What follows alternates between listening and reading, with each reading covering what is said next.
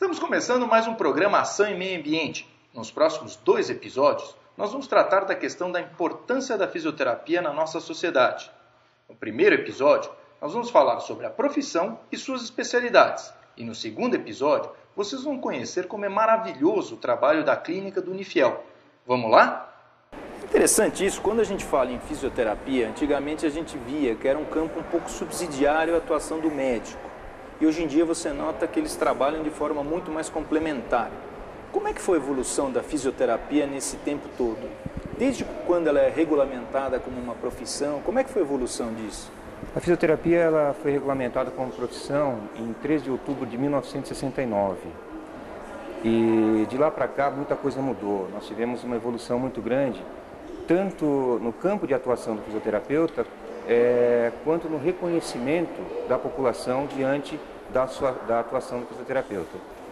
Eu me formei em 1983, e eu me lembro que naquela época nós tínhamos áreas restritas de atuação do fisioterapeuta, principalmente ortopedia, neurologia, um pouco de pediatria, e hoje não. Hoje a gente tem uma vasta área, nós atuamos em todos os campos da área da saúde, para que você tenha uma ideia. E a fisioterapia ela vem ganhando espaço, ela vem ganhando reconhecimento, principalmente em decorrência da atuação do profissional, da competência profissional que o fisioterapeuta vem adquirindo aí na sua formação. Evoluiu muito a própria medicina nessa área de ortopedia e traumatologia. Então evoluiu muito, então as cirurgias, as técnicas de avaliação, de diagnóstico mudaram muito nesses anos todos, e isso automaticamente mudou para a fisioterapia também, né? Porque a fisioterapia não tinha tecnologia, não tinha equipamento que a gente tem hoje, não tinha as técnicas manuais que a gente tinha hoje. Então a gente era muito mais limitado para fazer um tratamento do que a gente tem hoje. Por exemplo, quando eu me formei não tinha um laser, por exemplo. Estava começando as pesquisas em laser para uma cicatrização de uma lesão. Hoje a gente sabe que a ação do laser então se usa laser em lesão muscular, em escaras. Então, esse é um exemplo de tecnologia, diagnóstico, não tinha os equipamentos. Hoje a fisioterapia ela vive um momento de comprovação técnica e de comprovação científica. Essas informações, esses resultados dos pacientes estão chegando para os médicos, para os colegas de outras áreas da saúde, de uma forma muito positiva. Isso está levando ao quê? A eles terem mais confiança na fisioterapia, através de resultados, e está encaminhando os pacientes para a gente. Então, para mim, o segredo da fisioterapia, para ter crescido tanto, está sendo tão bem reconhecida hoje, nada mais é do que a melhora dos pacientes, é o resultado. A gente tem uma autonomia e a gente é conhecedor, a gente tem conhecimento. Antigamente a gente associava muito o fisioterapeuta à parte ortopédica. Sim. Se você pudesse nos dizer quais são as áreas que um fisioterapeuta trabalha? Na década de 90, especialmente no final da década de 90, a fisioterapia ganhou um espaço muito grande, atuando em outras áreas. O que mais repercute, vamos dizer assim, na melhora do quadro clínico de um paciente é a evolução dele, ou seja, o quanto ele se recupera na área de ortopedia. Talvez por esse motivo as pessoas vinculem muito a fisioterapia com a ortopedia. Porque a maioria dos problemas de ortopedia, quando faz fisioterapia, a recuperação é muito rápida. Agora, a fisioterapia atua também há muito tempo na área de neuro, onde a evolução é bem mais lenta. Mas o reconhecimento é o mesmo. Então, além de ortopedia, ele atua na neurologia adulto e infantil, traumatologia, que está vinculado à ortopedia, tem uma pequena diferença entre ortopedia e traumatologia, as pessoas vinculam como sendo a mesma coisa. Ele atua na parte de reabilitação cardíaca e pulmonar, respiratória, tanto na UTI como também em outras áreas, em outros campos. Na reumatologia, na ginecologia e obstetrícia, o fisioterapeuta atua principalmente nos quadros de incontinência urinária, não só no sexo feminino como no sexo masculino também. A fisioterapia vem aumentando, né? Essa questão de recursos terapêuticos alternativos, o fisioterapeuta vem se especializando muito nessa área também, nessa parte de acupuntura, nesses métodos alternativos também. Então isso vem criando subsídios para melhorar mais ainda a atuação do fisioterapeuta. Por exemplo, alguém que não sofra um trauma, tá? Ou uma lesão esportiva, faça um simples tratamento e não tenha acompanhamento do fisioterapeuta. Como é que é a recuperação desse paciente? Ele pode até ficar bom, mas ele pode ter sequelas, isso é um ponto, e ele pode demorar mais tempo, né, que uma outra pessoa que tem a fisioterapia e ter sequelas, né? Essa é a grande diferença. Então, ele pode perder movimento, né? Então, não ter a força muscular que ele tinha antes, não voltar para as atividades normais que ele tinha no trabalho, na vida social, no esporte. Então, a fisioterapia é fundamental para o retorno da vida normal dele, da vida diária, da vida social, do esporte, né? Então, a fisioterapia é importante não só para você ficar bom para o esporte, para a sua vida do dia a dia, né? Então é importante, fundamental ter no esporte, na sua vida, em qualquer lesão, ter um fisioterapeuta do lado. Algumas doenças neurológicas, elas não têm cura, não existe uma cura da patologia na área médica, mas o indivíduo precisa ter qualidade de vida. Ele precisa ser independente e a fisioterapia trabalha com esses pacientes visando dar independência, a dar qualidade de vida no sentido de movimento, de marcha. Então, muitas coisas o fisioterapeuta faz com esses pacientes para manter essa qualidade de vida. Eu chamo de qualidade de vida porque o indivíduo que tem uma restrição de movimento, ele muitas vezes ele é recluso em casa, né, e ele não consegue caminhar e às vezes ele tem condições e fica lá em cadeira de roda, fica esquecido. Com a fisioterapia ele consegue voltar a caminhar, dependendo, né, é claro, do caso, e ter uma qualidade de vida melhor, respirar melhor, ter funções renais melhores, funções cardiovasculares melhores. E muitas vezes fica esquecido pela população. É muito pior o isolamento. Né? Você tem alguém que não segura a cabeça e que não consegue sentar, né? Não consegue ficar em pé, não consegue andar e ficar isolado dentro de casa, ou não ter convívio com outras crianças, ou não poder brincar com outras crianças por conta da sua condição física, é muito pior. O que a gente quer é que a criança seja autônoma, seja independente. Então, você desenvolve as capacidades do indivíduo dentro do potencial que ele tem e daquilo que foi possível fazer com ele. A partir daí, a gente pensa que ele atingiu um determinado grau de autonomia e que ele não tem que ficar dependente da fisioterapia. Porque fisioterapia não é academia de ginástica. O paciente vem para a fisioterapia e é avaliado e se trabalha com ele com um determinado objetivo de tratamento, que cumprido, o paciente merece a alta. Um discurso médico comum: quanto mais fisioterapia a criança fizer, melhor é. Não é verdade para todo mundo. Não é verdade para todo mundo. Tem quadros que não têm evolução. Não adianta você fazer um monte, não vai melhorar. Tem quadros que sim. O desenvolvimento, ele visa que você desenvolva as suas funções, que você mature as suas funções e que você se torne uma pessoa independente e autônoma, que você se torne uma pessoa completa, que você é uma pessoa feliz. No próximo bloco, veremos mais sobre a especialidade de cada área da fisioterapia.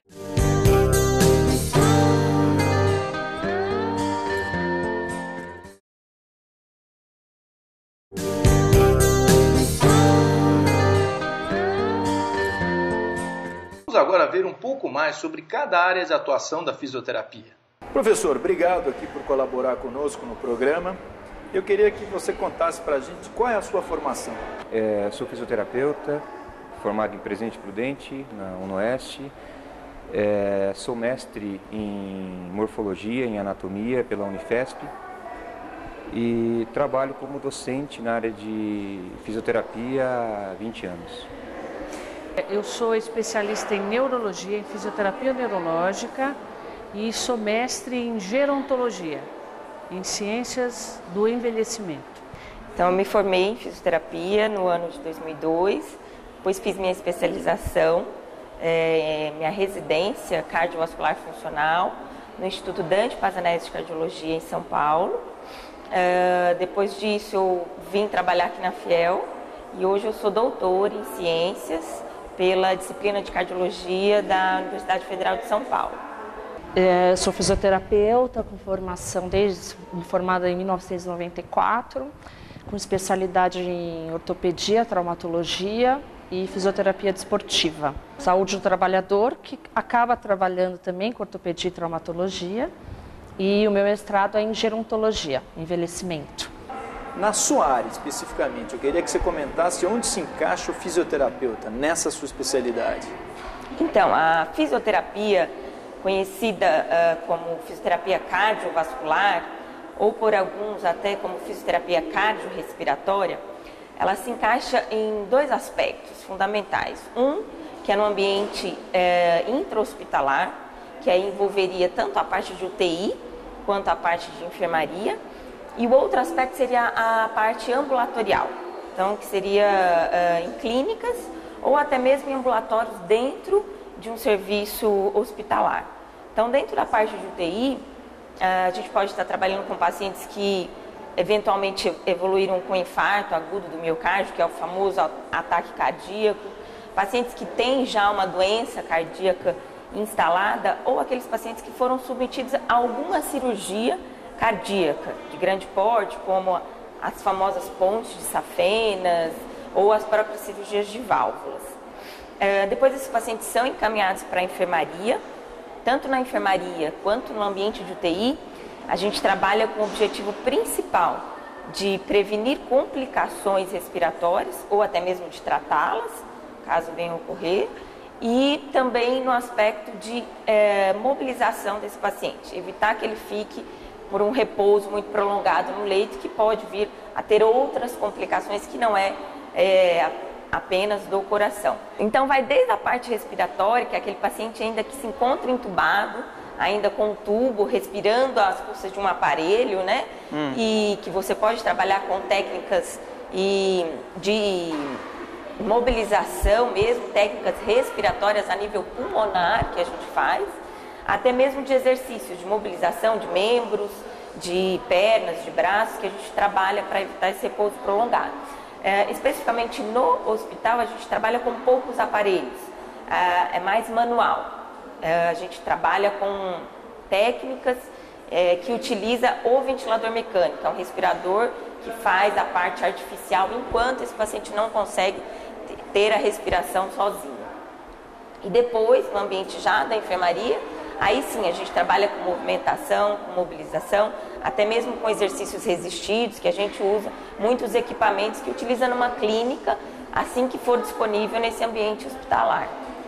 O profissional fisioterapeuta que atende os pacientes com alterações neurológicas, ele trabalha junto com os pacientes que têm alterações que a população está acostumada a ver e acreditar que não existe tratamento. São as pessoas que tiveram AVS, que é o acidente vascular encefálico, que a população conhece mais popularmente como derrame. A pessoa tem uma hemiparalisia corporal e ela precisa da reabilitação para voltar a caminhar, para voltar a fazer suas atividades de vida diária. E eu poderia citar aqui diversas patologias. Cita algumas patologias. Lesões medulares, pessoas que têm lesões da coluna vertebral, como lesão nervosa, né, lesão da medula, e que acabam perdendo parte ou todo o movimento corporal. Nós atendemos pacientes com paralisias abaixo da cintura, quer dizer, eles não conseguem se locomover. Nós atendemos aqui mesmo na clínica pacientes que só têm movimento de cabeça e pescoço e que precisa do suporte da fisioterapia para voltar a ter alguns movimentos e ter uma vida próximo do normal e preservar também algumas funções vitais para a vida, que é as funções renais, urinárias e tudo mais. Outras patologias que nós poderíamos citar, associadas à degeneração do sistema nervoso central. Eu poderia citar o Parkinson, né, a doença de Parkinson, eu poderia citar a esclerose múltipla. Tudo isso tem um tratamento na fisioterapia? Tudo isso tem um tratamento. Se vincula muito a fisioterapia realmente à ortopedia. Quebrou a perna, tem uma tendinite, mas a fisioterapia vai além. E a fisioterapia neurológica é uma prova disso, porque ela recupera esses pacientes que tiveram traumas, como lesões medulares, tiveram doenças degenerativas, como eu citei, Parkinson, esclerose múltipla, esclerose lateral, crianças que nasceram com alterações da coluna vertebral, que são as mielomeningocélies, crianças que têm lesões como paralisia cerebral. Isso é importante. Fisioterapia pediátrica. A atuação da fisioterapia com crianças, né, ela se dá desde uma UTI neonatal, dentro de um hospital de nível terciário ou quaternário, super especializado, até dentro de uma unidade básica de saúde.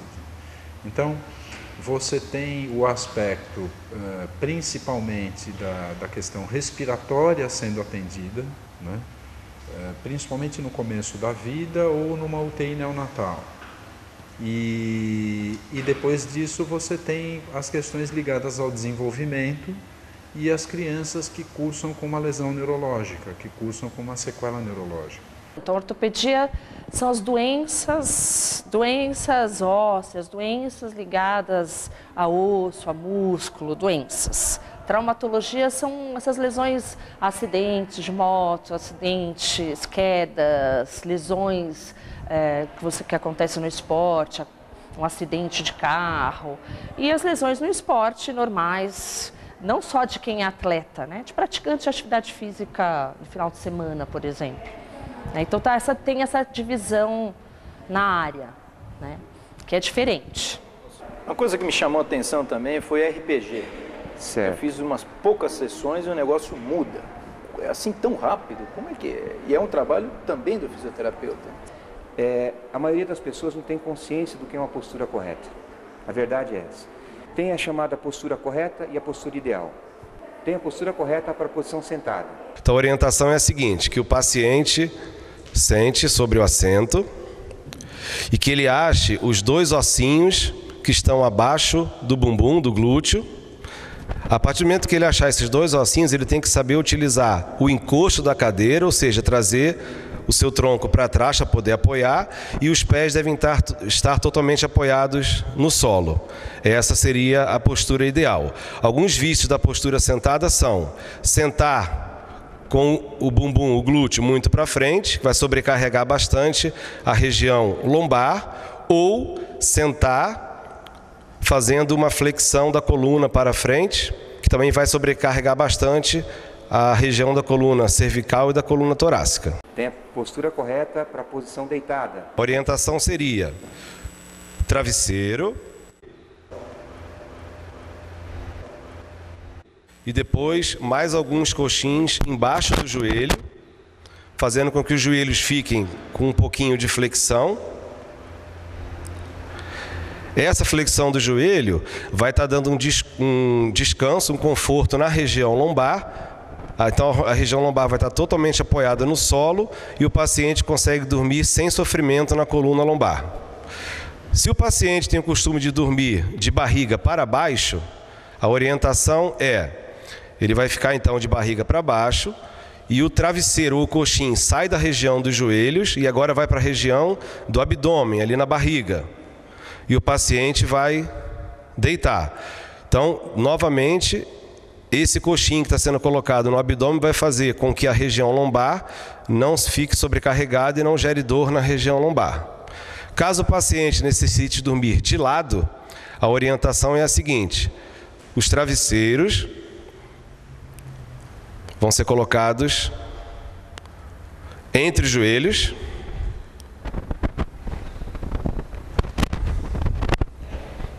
E o paciente vai estar dormindo, né, com então, o travesseiro abaixo da cabeça, entre os joelhos, para que ele tenha um conforto na posição de... Agora, orientação para a postura na hora de sair da posição de deitada para a posição de sentada ou de pé. O paciente nunca deve ficar de barriga para cima, com as pernas em extensão e simplesmente levantar, né? Está fazendo uma sobrecarga muito grande também na região da coluna. Isso seria a forma errada de se levantar. A forma correta seria, o paciente primeiro fica de lado, vai fazer a flexão ali das pernas, vai apoiar o cotovelo e vai ajudar com o cotovelo e com as mãos na hora de levantar. Então ele parte da postura deitada para a postura sentada. Se necessário for, sair da postura de sentada para a postura de pé, o paciente vai ficar de joelhos, vai fazer o apoio da mão no joelho e vai fazer a elevação. Essa é a maneira correta de sair da posição de deitada para sentado e de sentada para de pé. A postura ideal? A postura ideal é uma postura de conforto, que nem sempre é a correta. Esse que é o grande problema. Então, para o nosso sistema nervoso, para o nosso cérebro, é mais interessante ficar numa postura ideal, onde tem uma sobrecarga menor, né, um conforto maior para o nosso corpo, do que uma postura correta. Qual o problema de você ter na postura ideal, no futuro isso vai te causar algum tipo de lesão, Sim. algum tipo de... São microtraumas que muitas vezes são imperceptíveis e que vão sobrecarregando as nossas articulações e os nossos músculos principalmente. E a repercussão disso acontece geralmente depois dos 40, 50 anos. Então aqui, nessa escoliose, uma das características da escoliose é a rotação vertebral, né? Então dá para notar aqui, talvez dê para notar, que aqui tem as vértebras, elas vêm num processo mais alinhado e aqui o processo espinhoso, ele está rodado. Isso acontece porque os músculos de um lado só da região lombar estão na posição de encurtamento. E para melhorar esse paciente é necessário que ele faça algumas técnicas posturais, como principalmente uma das técnicas que a gente usa bastante aqui é o RPG, a reeducação postural global. Por hoje é só, mas não perca, no próximo episódio nós vamos conhecer o trabalho na clínica do Unifiel, um verdadeiro exemplo de função social de um centro universitário.